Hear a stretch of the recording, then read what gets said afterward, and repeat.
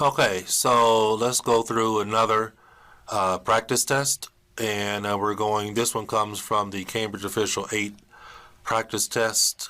This is test number 8, reading passage 1. This actually is probably one of my favorite Cambridge books to practice from. So I'd encourage you to go out and get it and use it because it has 8 great practice tests in it. I think they're great practice, really, really great practice. And so this is coming from test 8. So if you have it with you, make sure that you have it and you can do it along with us, so you can take a look at our strategy and tactics. So we're still looking at fill in the blank questions, and this is our third example of the fill in the blank question. So let's have a look at it.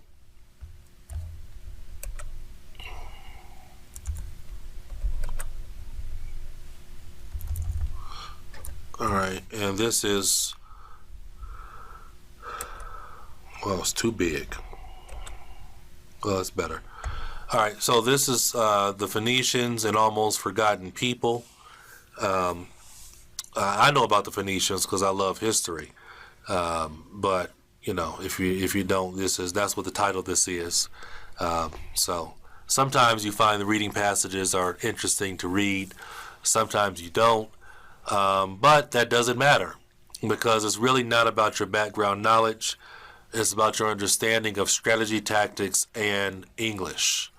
That's what they're testing. Strategy, knowing you're having good strategy and you're understanding English. If you have those two things, then you can actually do pretty good on the exam. So let's keep going and let's move forward in terms of our strategy and tactics, okay?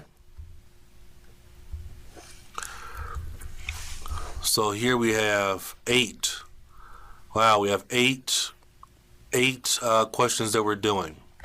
So like I said, first thing we want to do, as we did in the other examples, here is look at and see which ones are going to be the easiest to do first.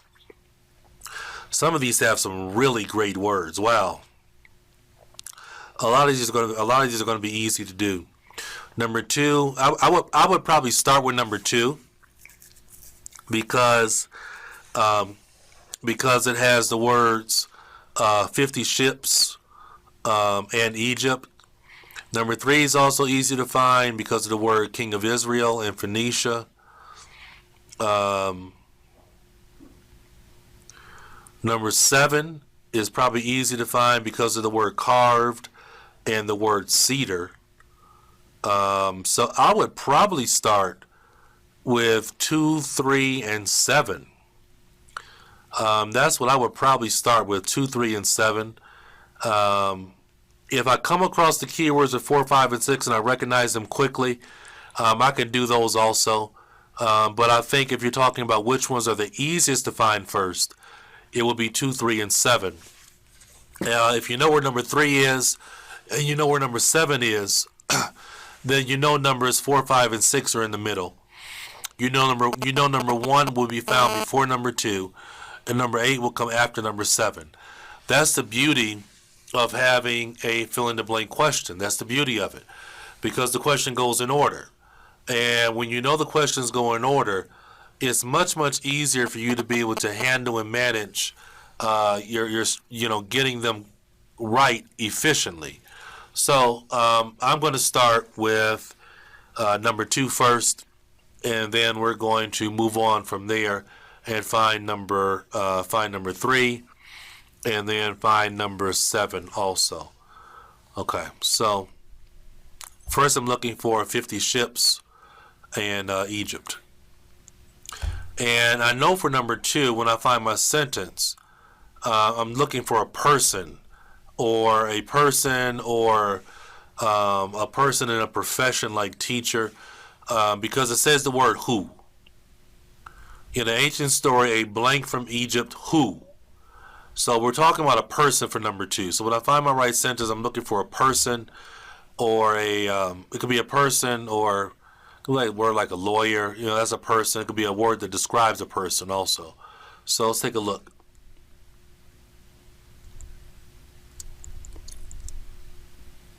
All right, so I'm scanning. In this reading passage, we have it broken up side by side. Sometimes it's like that, sometimes it's not. But for this one, it's like that, and that's the way it is. All right, so here's the word 50. Here's 50 ships. And in the previous sentence, we have the word Egypt. So our first question is coming from a combination of these two sentences. Remember, I told you previously what they do sometimes is they'll take two sentences from the reading passage, and when they make the question, they'll combine information from both of those sentences into one sentence. So that's our situation that we have here. All right, so it says one of the characters is Worket El, a Phoenician merchant living in Tanis in Egypt. Egypt's now Delta. As many as 50 ships carry out his business, plying back and forth between the Nile and the Phoenician port of Sidon. All right, so we're looking for a word, a person. All right, we're looking for a person here. So our question again says, in an ancient story, a blank from Phoenicia who lived in Egypt owned 50 ships. So we can't, it says a, right? So we can't use a person's name here. You can't say like Aquino, which, as most of you know by now, is my name. You can't say Aquino from Phoenicia or a John from Phoenicia. No. So here, when we look back at the sentence or the two sentences together, our answer is going to be merchant. Right, merchant, because a merchant describes a person, and a merchant and the word merchant can follow the article a. All right, so the answer is merchant. In an ancient story, a merchant from Phoenicia who lived in Egypt owned 50 ships. So in an ancient story, a merchant from Phoenicia who lived in Egypt owned 50 ships. The answer is merchant. All right, next we're looking for king of Israel, and we're looking for something he built using supplies from Phoenicia. King of Israel, and our answer will be connected to something he built. Something he built.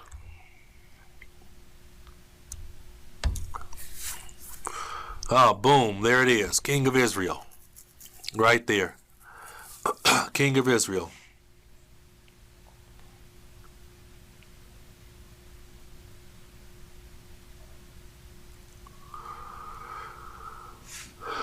All right. All right, so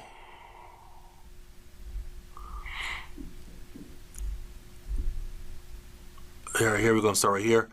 Hiram, the king of the Phoenician city of Tyre, was an ally and business partner of Solomon, king of Israel. For Solomon, so we're still talking about, this is our sentence because we see king of Israel, but our answer is not coming from this sentence because in this sentence, we don't have the word built, or we don't have something that was, we don't have the word built, or we don't have an example of something that was built. All right? When we look at this sentence with the king of Israel, we don't have it yet. So for Solomon, this is still a good sentence because the word Solomon is synonym for king of Israel. For Solomon's temple in Jerusalem, Hiram provided craftsmen with particular skills. So, what was built was a temple. Right? That's our answer right there. Temple. A king of Israel built a temple using supplies from Phoenicia. We know that's our answer because, again, it says, for Solomon's temple in Jerusalem, Hiram provided craftsmen with particular skills that were needed for this major construction project. He also, okay, so our answer here is temple. Solomon's temple. This is what was built. This is what was built. Solomon's temple.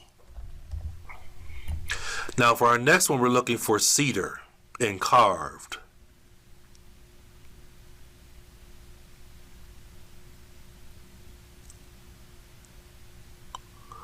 All right, here's the word cedar, and here's the word carved.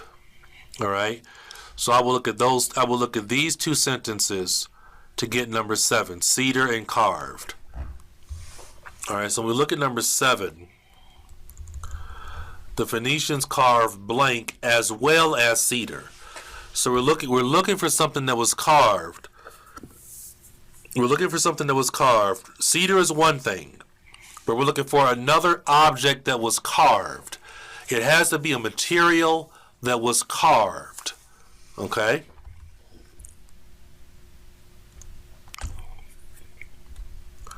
The cedar wood was not only exported as top quality timber for architecture and shipbuilding, it was also carved by the Phoenicians. So there's about the cedar. And the same skill was adapted to even more precious work in ivory. So there's our other material, ivory. All right, cedar is, when it says it, is referring to cedar. So cedar is one material that was carved, and the other material that was carved is ivory. So our answer for number 7 would be ivory, is our answer for number 7. All right, now we know 4, 5, and 6 are in between. We know 4, 5, and 6 are in between numbers 3 and 7. So we know they're within that short space, and those are going to be fairly easy to find. All right. So number 4, Phoenicia supplied Solomon with skilled.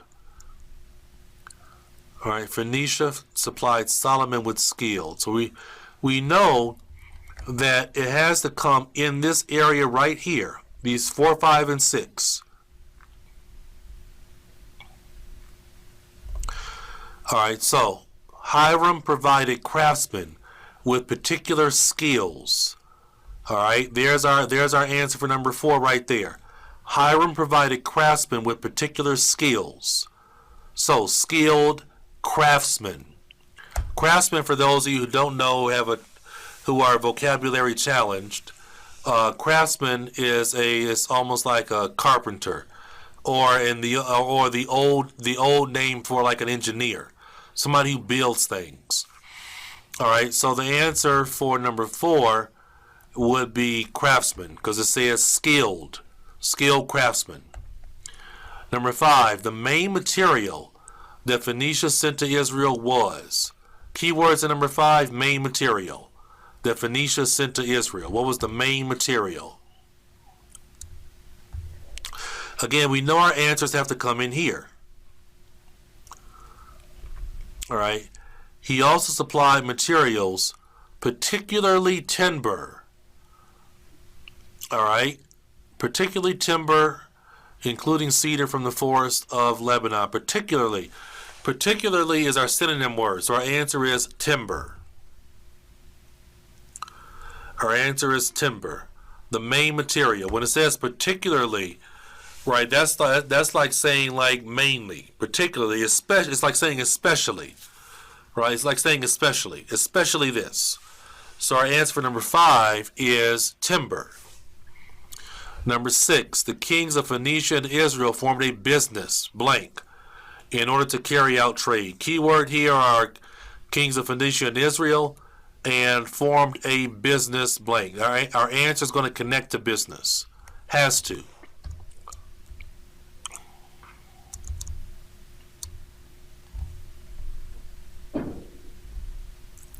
Here we go. The 2 kings.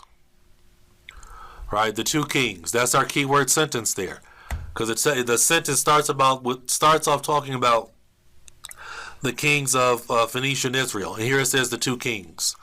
Okay, and there's no other sentence that talks about the 2 kings. So the 2 kings went into a trade partnership. Again, they love synonym language with IELTS exams. So trade is a synonym for business. So the answer is partnership. Partnership is the answer for number 6. Business partnership, trade partnership. All right, now we can find number 1 and number 8. Number 1 is connected to the word skill. Phoenician skill at blank helped them to trade. We know number 1 has to come before number 2, so it's going to be easy to find.